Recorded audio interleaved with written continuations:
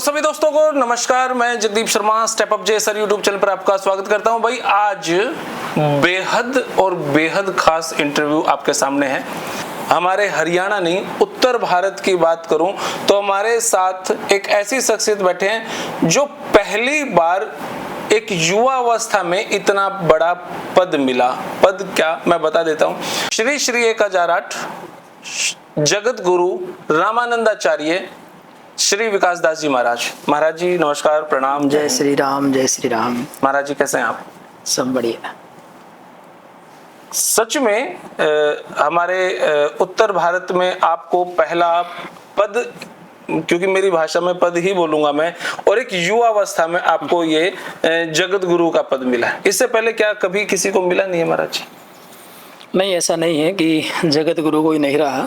देश में हमारे जगत गुरु हैं, लेकिन उत्तर क्षेत्र की बात हम करें तो उत्तर क्षेत्र से ये सौभाग्य मुझे मिला गुरुदेव की कृपा से कि जगत गुरु मुझे इसी कुंभ में प्रयागराज में बनाया गया। और आज तक जगत गुरु जितने भी हमारे हुए हैं ऐसा नहीं है कि और क्षेत्रों से हैं जी, लेकिन मुझे ये सौभाग्य मिला कि इस अवस्था में मुझे जगत गुरु बनाया गया। इस मुझे लायक समझा गया, पूर्ण माना गया कि मैं जगत गुरु के लायक हूँ। मैंने देखा है जो आप कई बार जाते हो, आपकी रील्स मैंने कई बार देखी है। आपके साथ में जो एक बड़ा सारा ये चीज रखी है, क्या चीज है, मैं इसको नाम भी मुझे पता नहीं है। हाँ। इसकी वैल्यू क्या है और ये क्या विशेष क्यों साथ में क्यों रखते हैं आप इसके?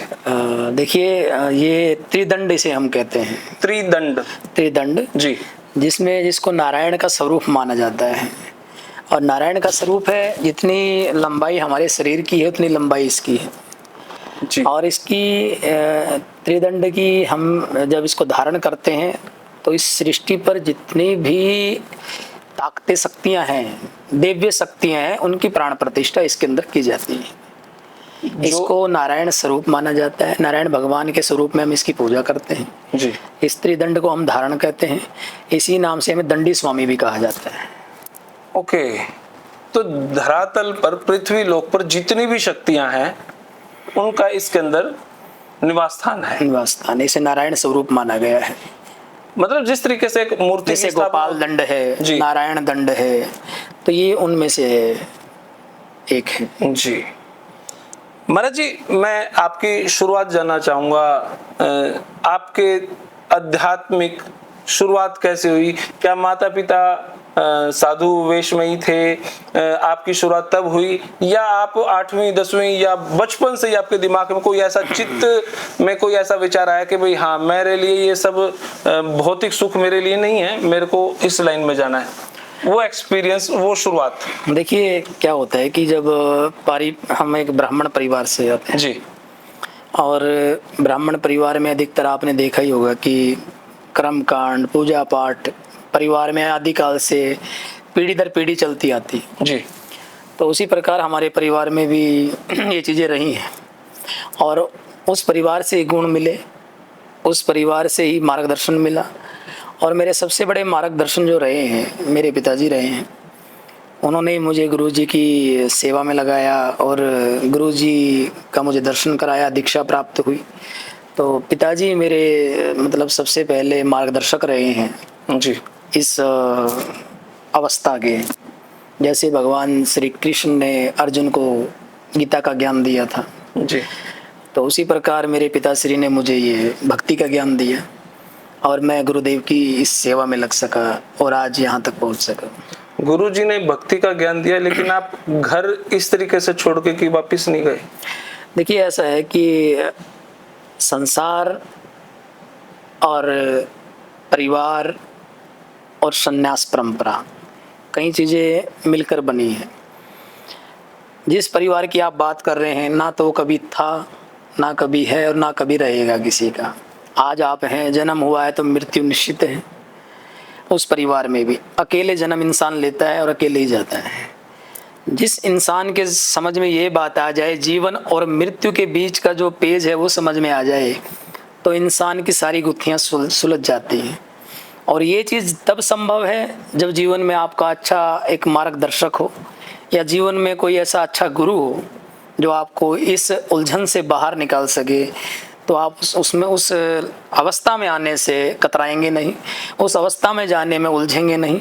तो मेरे पास ऐसे मार्गदर्शक मेरे पिताजी रहे और मेरे ऐसे गुरु थे जहाँ मुझे कोई उलझन नहीं लगी और मैं आसानी से चला गया। आपने कहा भाई पिताजी हैं जो वो अपना चले गए, लेकिन धारण आपने शायद गुरु जी को ही लॉकेट में किया है। हाँ, गुरु मेरे गुरु ब्रह्मा गुरु विष्णु, हाँ वो जो आप जी बोलते हैं, लेकिन मैं आपको बता रहा हूँ मार्गदर्शक मेरे पिताजी, और जिन्होंने मुझे एक रास्ता दिखाया गुरु तक जाने का। और गुरु का अर्थ है, गु का अर्थ है जैसे अंधकार और रू का अर्थ है प्रकाश। अंधकार से जो प्रकाश की तरफ ले जाए जी, वो गुरु है। और मैं हमेशा गुरुदेव का ये, चलो गुरुदेव तो अंदर हृदय में है जी, लेकिन उनकी ये छाया चित्र जो हमेशा रहती है हृदय के पास, तो इससे मुझे एक बार बार एहसास रहता है कि गुरुदेव हृदय के अंदर तो है ही, ताकि लोग आश्रम नहीं जा सकते, मंदिर में जाके इनका दर्शन नहीं कर सकते। जहाँ भी मैं जाऊँ सबसे पहले सबकी नज़र मेरे गुरुदेव पर पड़े जी, और इनके दर्शन वो करें और बाद में मेरे दर्शन हों। जी। महाराज जी, मैं आपके आश्रम में गया मोहड़ा धाम में, जो अंबाला के पास है। वहाँ पे मैंने 3 चीजें देखी। एक तो जो वहाँ पे जल किसी व्यक्ति को, किसी परेशान व्यक्ति को, मरीज को पिलाया जाता है, वो एक हवन किया जाता है जो मिर्च का हवन होता है, जो मतलब घर में अगर छोंक भी लग जाए तो वो मिर्चें आंखों में लगती है, हवन में मिर्चें डाली जाती है वो आंखों में नहीं लगती। और एक आपकी अखंड ज्योत की विशेषता मैंने देखा है, लोग आते हैं, हवन करवाते हैं, पानी पीते हैं और अखंड ज्योत को जलाकर अपने घर ले जाते हैं, उस अखंड ज्योत को बड़े सेफ्टी से। क्या विशेषता महाराज? और बहुत लोग ऐसा मैंने देखे हैं, और विशेष से मंत्री लेवल के लोग, बड़े लोग जो बड़े बिजनेसमैन हैं, वो लोग मैंने ज्यादातर ऐसा देखा है। नहीं ऐसा नहीं है, वो आस्था है, और जहाँ आस्था है तो बंद दरवाजे में भी रास्ता है। सबसे बड़ी बात तो ये है जी। हमारे शास्त्रों में भी लिखा है, पहले आपको ज्ञात होगा, जब हमारे पुराने लोग थे जी, वो लोग घर में भी एक ज्योत रूप में भगवान को पूजते थे, जी, ज्योति के रूप में जी, और उसी ज्योति के प्रकाश से वो सबको मानते थे। उसी अखंड ज्योति में जैसे कोई भी चीज़ जब चेतन होती है, ज्योति में हमारी सभी चीज़ें विद्यमान हैं। और ज्योति ऐसा प्रकाश है, ज्योति का अर्थ है प्रकाश, और ज्योति जिसके घर में भी जाएगी उसके घर में प्रकाश होगा। फर्क सिर्फ इतना है कि उस ज्योति को कौन किस प्रकार प्रज्वलित करता है, किस प्रकार उसकी स्थापना करता है, किस प्रकार उसको पवित्र रखता है, किस घर में जा रही है, कहाँ से जा रही है, ये मायने रखता है। ज्योत तो कोई भी अखंड जला सकता है, इसमें कोई बड़ा, लेकिन ये जो ज्योत है ये गुरुदेव की पावन सानिध्य में रहती है और गुरुदेव का ही आशीर्वाद रहता है। जितना भी जप तप होता है उस ज्योत के सानिध्य में, गुरुदेव के सानिध्य में, उसका ही प्रकाश जब किसी के घर जाता है तो वो कृपा भी साथ जाती है और उस कृपा से सबके घरों में कल्याण होता है। तो मैं जितने वीडियो इस समय लोग देख रहे हैं, मैं उनको बताना चाहता हूँ, आपके घर में किसी भी प्रकार की कोई भी समस्या है तो ये आप करके देख सकते हैं। और मैंने उन लोगों को देखा जो बड़े बड़े मंत्री हैं और जो बड़े बड़े बिजनेसमैन हैं, जिनकी मील चल रहा है भाई हरियाणवी भाषा में। आपके जीवन में कोई ऐसा चमत्कार जो आप हमको बताना चाहें, ये एक चमत्कार था जो दोबारा कभी नहीं हुई, या मैं ये मानूं कि मोक्ष की प्राप्ति के बाद का अनुभव आपका क्या रहा? देखिए, मैं ज़्यादा चमत्कारों में तो विश्वास कम करता हूँ, मैं क्रियाओं में विश्वास करता हूँ, कर्म करने में ज़्यादा विश्वास रखता हूँ जी। और वो कर्म मैंने किया इस अपनी परंपरा में आने के बाद। जी।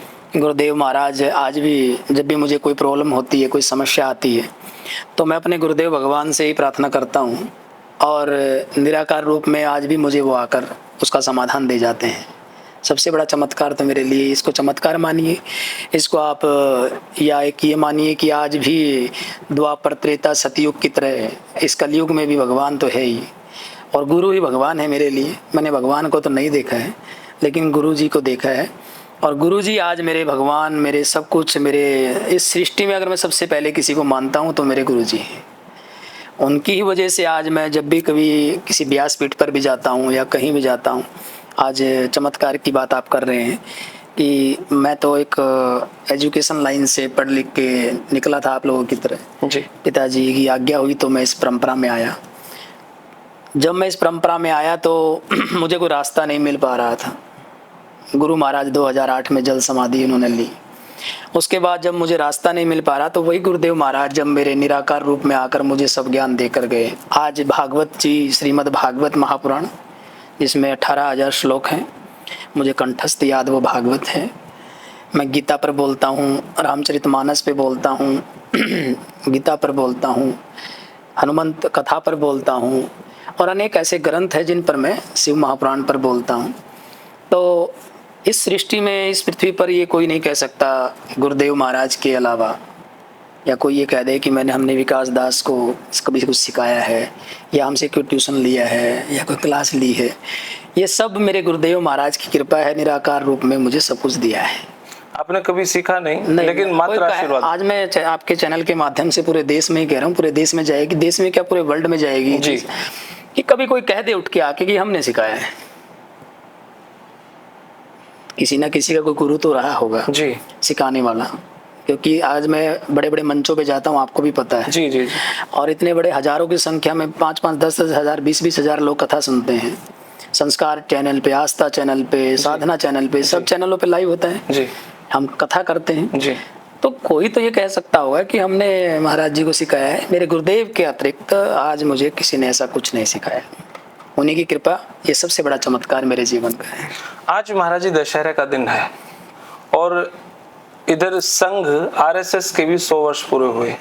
उधर मोदी जी ने भी एक कॉइन जारी किया है जिसपे भारत माता की जय और कुछ संघ पोस्टर में खड़े हुए दिखाई दिए और उस पर आरएसएस भी लिखा हुआ है।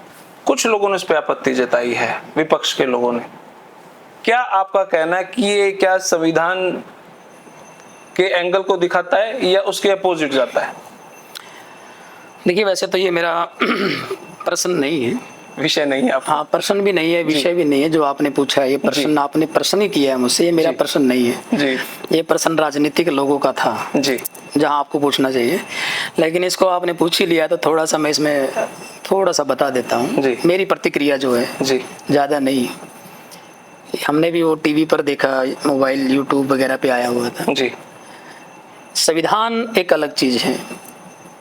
संविधान में कोई ऐसा बदलाव नहीं किया गया कि संविधान के अंदर के आरएसएस का नाम लिख दिया या राष्ट्रीय स्वयं सेवक का नाम कहीं आया या उनका कोई चित्र डाल दिया गया। संविधान में तो ऐसा कुछ नहीं आया है। भाई, जो संविधान हमारा चलता आ रहा है उसमें कोई संशोधन तो नहीं किया। मुद्रा की बात हम ले सकते हैं कि मुद्रा पे कुछ आप जो चित्र बता रहे हैं वो चित्र लगा दिए गए। जब एक राष्ट्रपति, देश के राष्ट्रपति किसी भी संगठन को, किसी संस्था को पद्मश्री दे सकते हैं, एक राष्ट्रपति किसी को राष्ट्रपति अवार्ड दे सकते हैं। वो कोई संगठन 5 साल से चल रहा है, कोई 1 साल से चल रहा है, कोई 10 साल से जो अच्छा कार्य करते हैं। तो आज देश के प्रधानमंत्री ने या देश के कानून, आज जो भी पार्टी देश के अंदर चल रही है उसमें किसी ने अगर ये मान लिया कि राष्ट्रीय स्वयं सेवक आज 100 वर्ष पूरे करके, एक शताब्दी पूरी करके एक बहुत बड़ा संगठन जो पूरे विश्व में फैला हुआ है जी, जो 1925 से लगभग स्टार्ट हुआ था और आज 2025 पूरे हो चुके हैं जी, जो देश के लिए अनेक कार्य कर चुका है, आपदाओं पर भी, और भी अनेक ऐसे कार्य जो हमने पढ़े हैं, कुछ बुक्स हैं जो हमने पढ़ी हैं उन लोगों की, तो बहुत से ऐसे बलिदान उन्होंने भी किए हैं। आज ऐसे संगठन जो 100 साल से काम कर रहे हैं और 100 साल में इस संगठन के ऊपर कोई भ्रष्टाचार का आरोप नहीं, किसी पैसे के लेने देने का कोई कार्य अपार नहीं, आरोप नहीं, कोई कभी हमने देखा नहीं कि पर्ची लेके संगठन पर्चियां काटता फिरता हो, ऐसा हमने कभी नहीं देखा ना सुना है। एक ऐसा संगठन जो एक अपने परिवार को छोड़कर वो व्यक्ति निकलते हैं और देश के अंदर जाकर धर्म की बात करते हैं, सनातन की बात करते हैं, राम की बात करते हैं। तो ऐसे संगठन जो अच्छे देश के हित की बात करते हैं, धर्म की बात करते हैं, तो अगर उनको कोई मान सम्मान अगर देश का प्रधानमंत्री दे रहा है तो इसमें गलत नहीं है। आप खुश हैं इस बात से? कोई आपत्ति नहीं है? आपत्ति पहले, जब मैं आपको छोटी सी बात बता दूं, हमारे जो देश के सबसे पहले नागरिक रहे हैं, जो हमारी आज़ादी के लिए भी लड़े हैं, लड़े तो बहुत हैं, उसमें सुभाष चंद्र बोस भी लड़े हैं, भगत सिंह भी लड़े हैं, चंद्रशेखर आज़ाद भी लड़े हैं, बहुत से लोग लड़े हैं जी। महात्मा गांधी जी जो हमारे, जिनको हम बापू बोलते थे, राष्ट्रपिता हाँ, महात्मा राष्ट्रपिता महा भी बोलते थे, सब कुछ बोलते थे। जी उनका चित्र भी तो हमारे हर नोट पर है, आज भी है। जी तो क्या उन्होंने देश के लिए क्या किया, बलिदान दिया देश के लिए उन्होंने भी अपना। जी आज़ादी तो और बलिदान तो और लोगों ने भी दिया था, जी उनका तो कहीं चित्र नहीं आया। लेकिन महात्मा गांधी जी का चित्र आया, क्योंकि सबसे पहले आगे आंदोलनों में सबसे आगे रहे। जी आंदोलनों में और लोग भी रहे जिन्होंने बलिदान दिया है। किसी का एक बेटा था, किसी के घर का सिंदूर उजड़ गया, किसी का 1857 की क्रांति में पहला मंगल पांडे था जिन्होंने बहुत बहुत है। अगर हम इतिहास उठाएं तो महात्मा गांधी तो आज हुए हैं पैदा, जी इनसे पहले तो बहुत थे। ठीक तो बात। चले गए, उनका तो कहीं नाम नहीं है। अगर देश के प्रधानमंत्री, कोई भी प्रधानमंत्री रहा उस समय जी हमारे महात्मा गांधी जी का चित्र अगर एक नोट पर लगा सकते हैं, तो देश के प्रधानमंत्री देश के लिए 100 साल संगठन को चलाकर यहाँ तक लाए हैं जी और आज देश की सेवा के लिए तत्पर हैं। अगर उनको मान सम्मान दे दिया तो गलत, इसमें कुछ है नहीं, कोई विषय नहीं है कि मुद्दा बने, जी कोई विषय नहीं है। मतलब आप समर्थन दे रहे हैं इस बात का? समर्थन नहीं, मैं विषय बता रहा हूँ, कोई गलत विषय नहीं है जी। और कोई गलत चीज नोट तो चलेगा ही, उस पे किसी का चित्र हो या ना हो। जी ऐसा नहीं है कि वो 100 का आप भी मत समझदार हैं। सिक्के आजकल कौन रखता है? ठीक बात है। आजकल तो कागज के ही नोट रखते हैं सब लोग, जी वो भी छुपा के। सिक्का तो कोई जेब में डाल, आपकी जेब में कितने सिक्के होंगे? नहीं है जी। बस फिर अगर हम ये मानते हैं वो कुछ और इससे अलग, लेकिन एक मान सम्मान दिए तो कोई बड़ी बात नहीं है, गलत बात नहीं। एक मेरा सवाल है, सवाल से बहुत ज्यादा विवाद ना हो, लेकिन फिर भी मेरा कोई ऐसा मकसद नहीं है कि मैं संतों को आपस में लड़ाऊं, पर सवाल है, शंकराचार्य अभिमुक्तेश्वरानंद जी बिहार से चुनाव लड़ रहे हैं, पूरी टीम तैयार की है, ऐसा सुनने में आया। तो क्या इस तरीके से सही है, गौ भक्त कहकर इलेक्शन लड़ाया जा रहा है और अभिमुक्तेश्वरानंद जी काफी घोषणा भी कर चुके हैं, तो आपका क्या कहना है, वो सही है या नहीं है? देखिए, मेरा तो एक मानना है जी कि शंकराचार्य जो पद है जी वो हमारे देश में 4 शंकराचार्य है जो 4 मठों पर विराजमान है, जी हमारे पूजनीय हैं, जी सबसे बड़े पद प्रतिष्ठा पर बैठे हुए हैं। उनको कुछ सवाल जो युवाओं से रिलेट हैं। आज का युवा मोबाइल्स पर, रील्स पर लगा रहता है, उनको कैसे समझाया जाए कि भाई ये फ्यूचर नहीं है, और अध्यात्म में भी अचानक वो कैसे घुसेंगे? मुझे लगता नहीं कि आप उनको कहें कि सुबह जोत बत्ती करें, सूर्य को अर्घ दें और नहाने के बाद, पूजा पाठ के बाद खाना खाएं, रात को सोते 2-2, 3-3 बजे तक हैं। तो ऐसे युवा को कैसे मार्गदर्शन किया जाए? देखिए, आज सबसे बड़ा उदाहरण आपके सामने है प्रेमानंद जी महाराज। और जब वो गीता पढ़ने कहें तो नींद आती है। आज सबसे बड़ा उदाहरण मैं आपको बता रहा हूँ आपके सामने, प्रेमानंद जी महाराज जी, जिन्होंने अनेक युवाओं को भक्ति की तरफ मोड़ दिए। यह आप भी भली बात ही जानते हैं। बिल्कुल बिल्कुल सही बात है।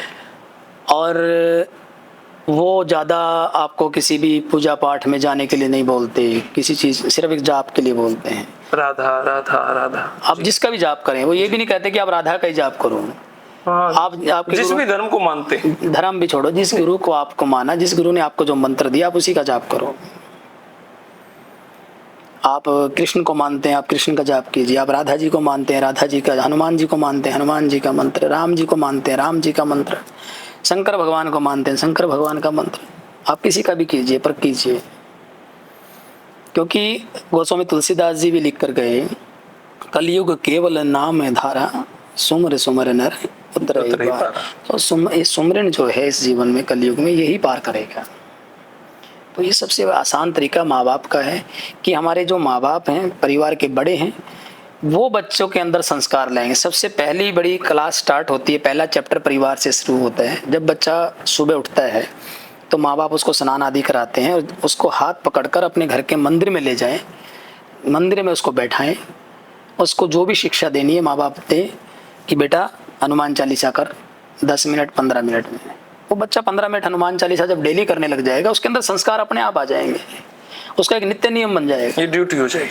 माँ बाप का पहला कर्तव्य बनता है, सबसे पहला है। तो फिर बच्चा बाहर जा ही नहीं सकता घर के नियमों से, इन गलत संगतों में। अगर बच्चा आज मोबाइल चलाता भी है, मोबाइल के अंदर ऐसी नहीं कि गलत चीज़ें हैं, मोबाइल के अंदर तो कम सारी अच्छी चीज़ें भी हैं, अच्छी चीज़ों को फॉलो करे बच्चा, इसके अंदर एक से एक चीज़ अच्छी चीज़ भी है। हाँ, प्रेमानंद को हम मोबाइल में ही देखते हैं। हाँ। जी जी हमें भी मोबाइल में देखते हैं, आपको भी मोबाइल में देखते हैं। जी। मोबाइल के माध्यम से ही ये संसार आज चल पड़ा है। आज के समय में तो अगर ये मोबाइल हट जाए तो प्रचार बंद हो जाएगा, फिर उसी पद्धति पे आ जाएंगे त्रेता युग, सतयुग, द्वापर युग में।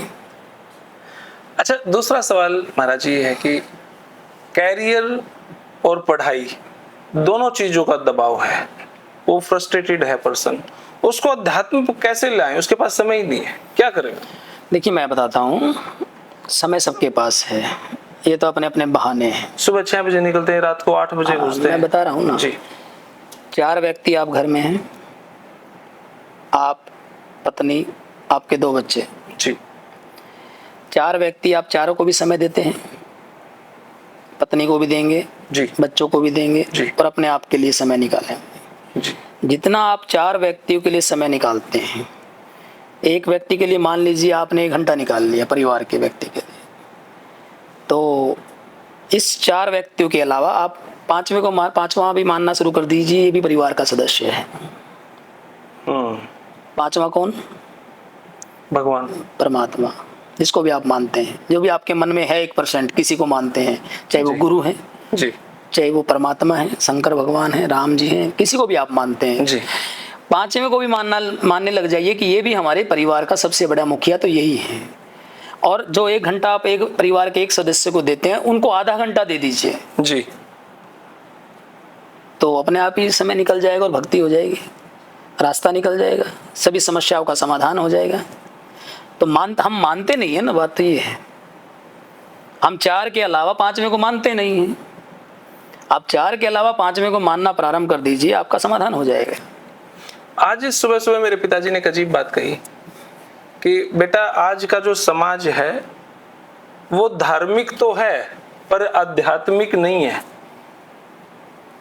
मैं बड़ा विचार में घुस गया, मैं बोला जी समझाओ। ये बोले ना, जब समय आएगा तो समझ जाएगा। मैंने सोचा शॉर्टकट आपसे ही पूछ लूं, धार्मिक तो है, धार्मिक का अर्थ ये है, नहीं है। आज कहीं भी कथा हो रही है जी, मंदिरों में कीर्तन हो रहे हैं जी। वो धार्मिक बनना चाहते हैं, दिखाना चाहते हैं, माला जाप करना चाहते हैं और भागवत सुनने भी जाते हैं जी। 7 दिन भागवत सुनेंगे, 8वें दिन आप उनसे कोई प्रश्न पूछ लीजिए, भागवत में साफ हुआ मिलेगा। इसका कारण क्या है? पहले हमारे घरों में जितने भी हमारे बूढ़े दादा दादी, नाना नानी और बुजुर्ग लोग थे, वो हमें हमारे सनातन से जुड़ी कथाएं सुनाते थे, राम जी को लेकर, सीता को लेकर, कृष्ण को लेकर, महाभारत की कथाएं और रामायण चलती थी टीवी में, सब चीजें सिखाते थे जी। तो हमें, हमारे इस परिवार को वो चीजें कंठस्थ रहती थी, दिमाग में रहती थी जी। आज हमें जो घर में कहानियां तो नहीं सुनाई जाती, लेकिन घरों में जब भी टीवी की स्क्रीन चली मिलेगी तो सास भी कभी बहू थी और बहू भी कभी इसके बाद तो बहुत कुछ और भी सीरीज लगे जी। वो चलते हैं और जी, भी बहुत जी। चल रहे हैं जो हमें बता रहे हैं, तो उन चीजों में ज्यादा ध्यान है। उस पत्नी के लिए पति वो ले आया, पत्नी ने नहीं दिया तो उसने ये कर दिया, पति को मार दिया, पति ने उसको मार दिया, एक ने ड्राम में डाल के मार दिया, एक ने उसको कर दिया। तो ये चीजें रिले चल पड़ी है, ये चीजें चल पड़ी, लोगों का ध्यान इन पर ज्यादा है। जितना समय हम इन चीज़ों पे खराब करते हैं, उतना समय हम अगर थोड़ा सा उसमें से आधा समय अच्छी चीज़ों पे दे दें, इसमें क्या शास्त्र नहीं आते, इसमें क्या वेद नहीं आते, इसमें क्या भागवत नहीं आती, इसमें क्या नहीं आता, सब कुछ है, लेकिन हम जाना नहीं चाहते और दोष देते हैं किनको? सनातन को, संत समाज को और को। क्रिया आप नहीं करना चाहते, अगर ये क्रिया तो आपको ही करनी पड़ेगी। जब भोजन भी तो खुद आपको अपने हाथ से उठाकर करना पड़ेगा, भोजन थोड़ी उठ के आपके मुंह में चला जाएगा। हम धर्म पर विश्वास नहीं रखते, धर्म अलग चीज़ है। धर्म आप किसी भी चीज़ को आप कह सकते हैं, तो किसी भी चीज़ को आप धर्म मान लीजिए। आपकी परिभाषा में धर्म क्या है हमें नहीं पता, हमारी परिभाषा में धर्म कुछ और है।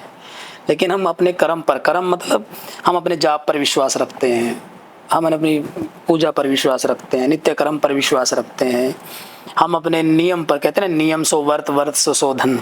हम एक नियम 100 वर्त के बराबर है, हम नियम पर विश्वास रखते हैं। बहुत से लोग हैं 11 व्रत रख लो ये काम हो जाएगा, 21 व्रत रख लो ये काम हो जाएगा। वो धर्म को दर्शाता है। कर्म ये है कि आप नियम पर चलिए। आप सुबह उठकर इतनी माला जाप करेंगे तो करेंगे, आप सुबह उठकर शंकर भगवान का अभिषेक करेंगे तो करेंगे, आप प्रतिदिन नित्य हवन करेंगे तो करेंगे। वो नियम है। और जिस इंसान के पास नियम है वो कभी जिंदगी में मार नहीं खाएगा। देखकर आगे हम लोग उनके आदर्शों पर चलते हैं। वो मार्गदर्शक हैं इस देश के। अभी मुक्तेश्वरानंद जी महाराज, शंकराचार्य जो गौ माता को लेकर आंदोलन को लेकर चल रहे हैं, आंदोलन करना अच्छी बात है, आंदोलन वो करें, हम उनका समर्थन करते हैं, उसमें कोई दो राय नहीं। गौ माता को राष्ट्र माता का दर्जा मिले, उसमें हम उनके साथ हैं जी। परंतु उस गौ माता का नाम लेकर एक राजनीति के अंदर घुसना या उसको आंदोलन कहना, वो गलत है। आंदोलन अगर देश की आजादी के लिए, हमारे अनेक लोग शहीद हुए हैं, आंदोलन पर बैठे हैं, भूख हड़ताल पर बैठे हैं जी। अन्ना हजारे अभी की बात है जी। भूख हड़ताल पर बैठे थे, क्या उनकी मांगे नहीं मानी गई? ठीक है, उन्होंने कितने दिन आंदोलन किया, उससे पहले बहुत आंदोलनकारी आए, अनशन पर बैठ क्या गए। उनको हक नहीं है इलेक्शन लड़ने का? देखिए, वो मार्गदर्शक है, मैंने बताया आपको जी। राजनीतिक व्यक्तियों को सलाह देना। जब राम राजा थे तो उनकी सभा में भी संत मुनि ऋषि होते थे, उनका मार्गदर्शन करते थे। हम मार्गदर्शन कर सकते हैं, अगर हमारा राजा मार्गदर्शन हमारा नहीं मानता है तो उसके प्रति, उसको मनाने के लिए, उसके अपनी बातों को मनवाने के लिए हम आंदोलन कर सकते हैं, हम बैठ सकते हैं शांत रूप से। आप देश में आपकी ताकत दिखाइए, आप देश के सर्वोच्च शंकराचार्य पद पर बैठे हैं, देश को इकट्ठा कर लीजिए एक जगह पर, सरकारें अपने आप हिल जाएंगी। इलेक्शन लड़ने की जरूरत क्या है? संत समाज को अपने साथ जोड़कर चलिए, तो इलेक्शन लड़ने की जरूरत क्या है? जब सारे संत समाज के लोग आपके साथ आ जाएंगे, गौ माता को कौन नहीं चाहता? आप नहीं चाहते, हम नहीं चाहते हैं, सब भी चाहते हैं। ठीक बात है, लेकिन एक बार सब संतों से बैठकर विचार विमर्श तो किया जाए। तो उन्होंने कोई विचार विमर्श किया नहीं है? हमारे संपर्क में तो नहीं है जी। गौ माता के लिए तो बात हुई थी, अभी मैं बद्रीनाथ में था, उनके शिष्य थे, उनसे हमारी बात है, हमने बड़े माइक पे, वहाँ कथा चल रही थी हमारी, हमने माइक पे सबके सामने लाइव चल रहा था, बोला था कि हम महाराज जी के साथ हैं, गौ माता के लिए, राष्ट्र माता दर्जा दिलाने के लिए हम साथ हैं। जब तक इलेक्शन का कोई जिक्र नहीं था, ये तो एक नई बात निकल के आई कि वो इलेक्शन लड़ रहे हैं, तो वो गलत है। जी। आई लव मोहम्मद ऐसा माहौल बना एक, उसमें काफी विवाद भी हुआ, कुछ पक्ष के थे, कुछ विपक्ष के थे। इस आंदोलन को आप क्या कहेंगे, ये ठीक है या गलत है? जब हम जय श्री राम के नारे लगा सकते हैं, जय हिंदुत्व के नारे लगा सकते हैं, जय सनातन के नारे लगा सकते हैं, तो आई लव मोहम्मद में क्या समस्या? देखिए, सबसे बड़ी बात ये है कि आप किस पंथ से आप आते हैं और किस पंथ में आप क्या चीज़ जाहिर करना चाहते हैं। ये जो आप नाम ले रहे हैं, मैं अपने मुंह से नाम नहीं लेना चाहता। जय श्री राम। हाँ, हमारा तो जय श्री राम ही है। जी। सवाल है मेरा, मात्र सवाल, क्योंकि इस पे काफी विवाद बढ़ा है। विवाद ये बढ़ा है कि कुछ दंगे भड़काए गए, कुछ दंगे करने के लिए इस नाम को यूज किया गया और नारे लगाए गए, तो वो चीज़ गलत थी। वो अपने आज पूरे देश के अंदर, जी, आप खुद मानते होंगे कि जब हिंदुस्तान आज़ाद हुआ, जी, और भारत जब आज़ाद हुआ तो बंटवारे हुए, हमारे देश से मुसलमान पाकिस्तान चले गए, पाकिस्तान अलग बनाया गया। हाँ, धर्म के नाम पे ही बनाया गया था, इसलिए बनाया गया था। जी, जी। तो हमारे देश के अंदर से कुछ राजनीतिक लोग ऐसे रहे जिन्होंने देश का बंटवारा तो किया, लेकिन बंटवारा होते होते भी बंटवारा नहीं हुआ ढंग से। आज उसमें से फिर भी मुसलमान यहाँ रहे, हमने उनको भी एक्सपेक्ट किया। आज भारत हिंदू राष्ट्र देश है, लेकिन फिर भी आज हमारे जो मुसलमान यहाँ रहते हैं, हमने उनको भी एक्सपेक्ट किया हुआ है। हर कॉलोनी के अंदर, हर जिले के अंदर, हर स्टेट के अंदर हजारों की संख्या में मस्जिद है। आप पाकिस्तान में हर कॉलोनी के अंदर, हर जिले के अंदर, हर स्टेट के अंदर हजारों मंदिर बना के दिखाओ ना, क्या वहाँ हिंदू नहीं है?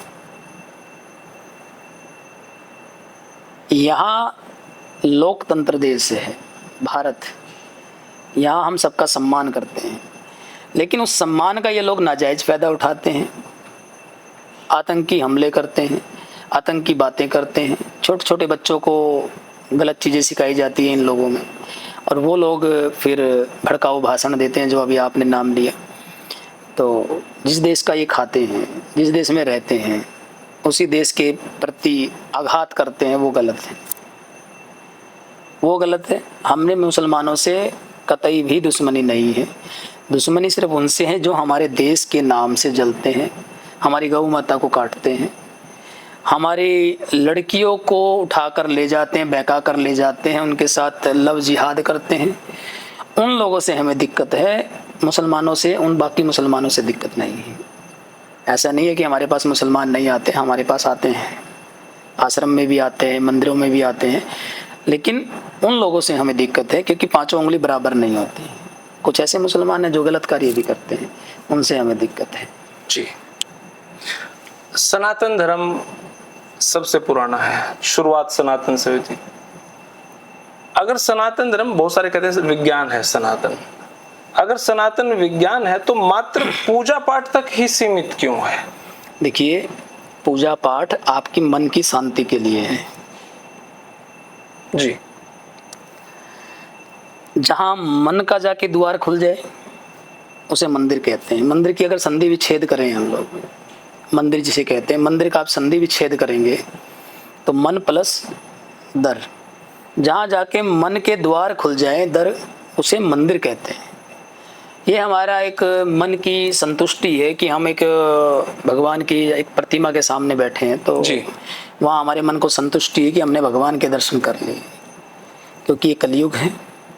और रही सनातन को विज्ञान कहना, विज्ञान सनातन से ही पैदा हुआ है। विज्ञान बच्चा है सनातन का।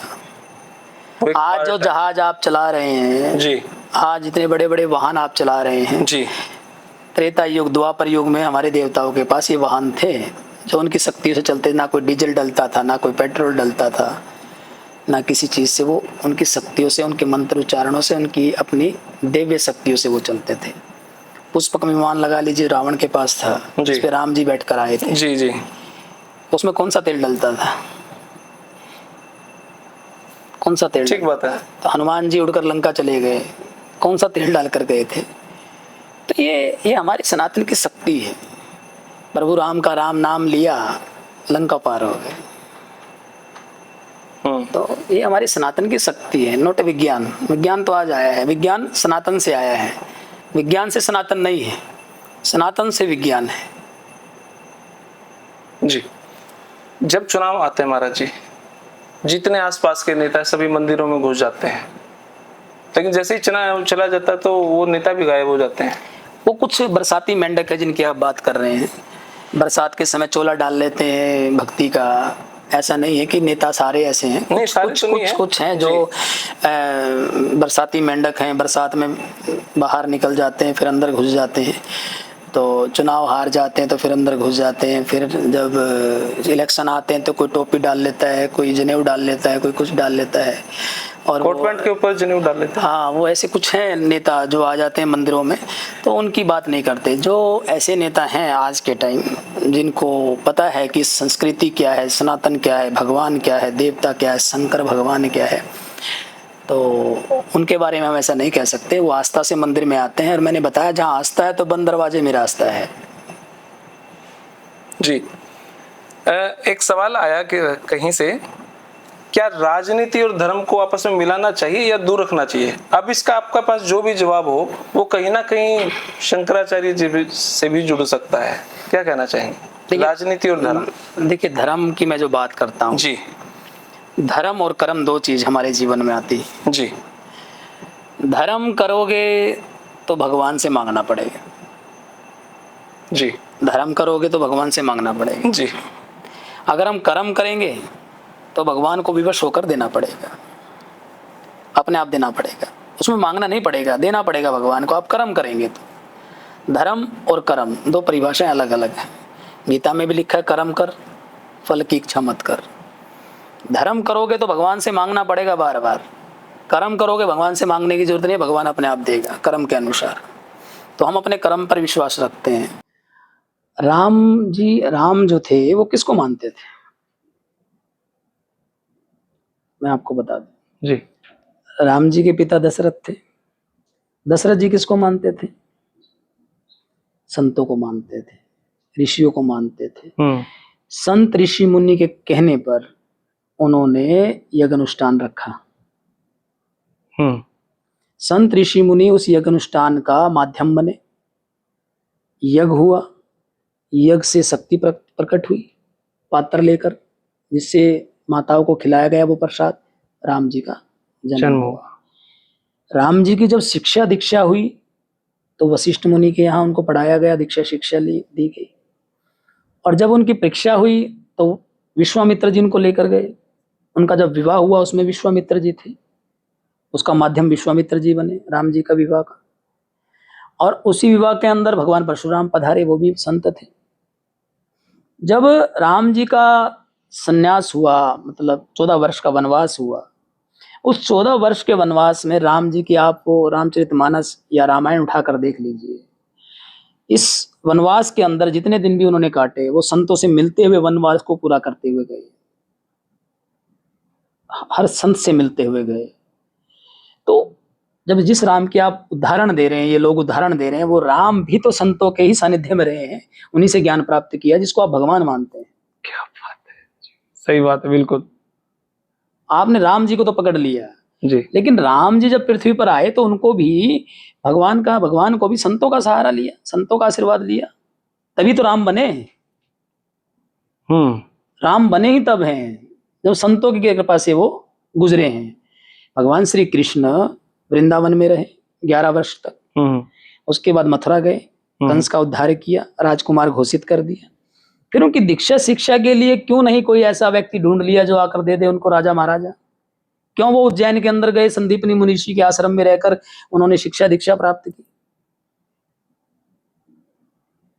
क्यों भगवान परशुराम से उन्होंने जो चक्कर वो चलाते थे भगवान श्री कृष्ण, वो भगवान परशुराम ने दिया। अनेक विद्याएं परशुराम जी ने दी। भगवान होते हुए भी संतों से लेना पड़ा, क्योंकि संत आज तप पे हैं, जप पे हैं, साधना पे हैं, बहुत ऐसा है। लेकिन वो आप पर निर्भर करता है कि आपकी दृष्टि, आपकी पहचान, आपकी खोज कैसी है, आप किस दिशा में खोज कर रहे हैं, किस दिशा में जाकर आप किसको ढूंढ रहे हैं। क्योंकि कलयुग है। आज के समय में अनेक ऐसे भी हैं जो हनुमंत लाल जी का संत बनकर रास्ता रोकते थे।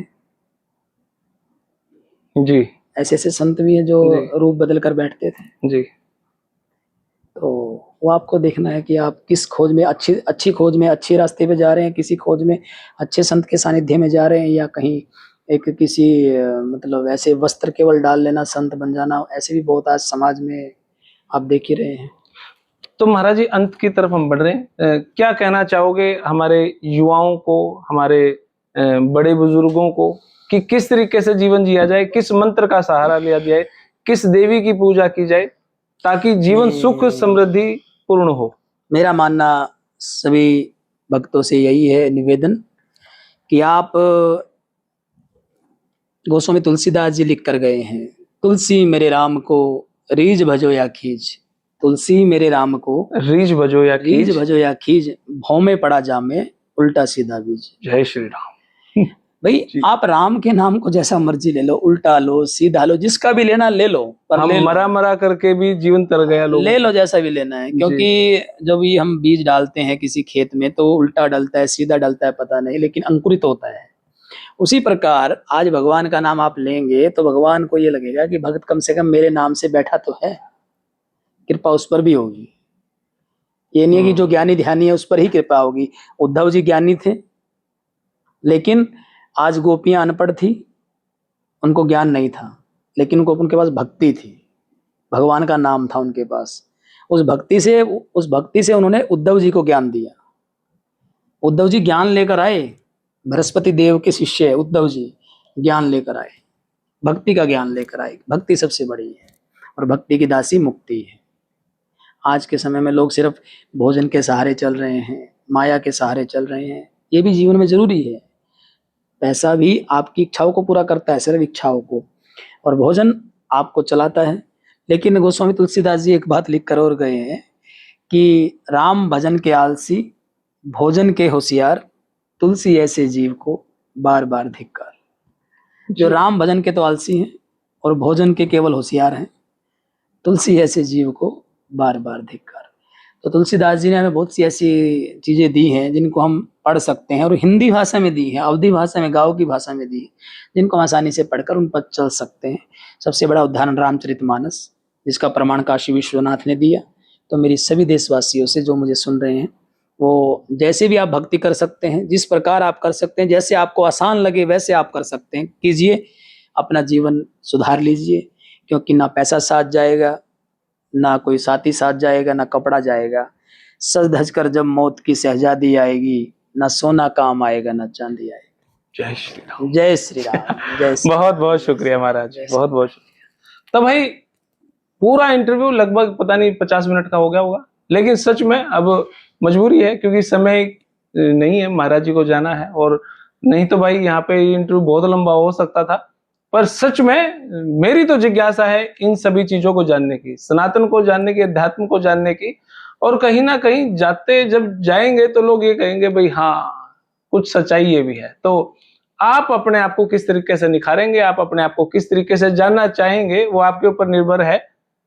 बाकी किसी मित्र ने कहा था भाई आम के आम ला गया करो, करेले के करेले। आप अपनी पहचान अपने माँ बाप के थ्रू दे रहे हैं। फिलहाल ये वीडियो इतनी, आपने कैसी लगी कमेंट बॉक्स में अपनी राय दे। तब तक के लिए धन्यवाद। जय हिंद, भारत माता की जय। Thank you.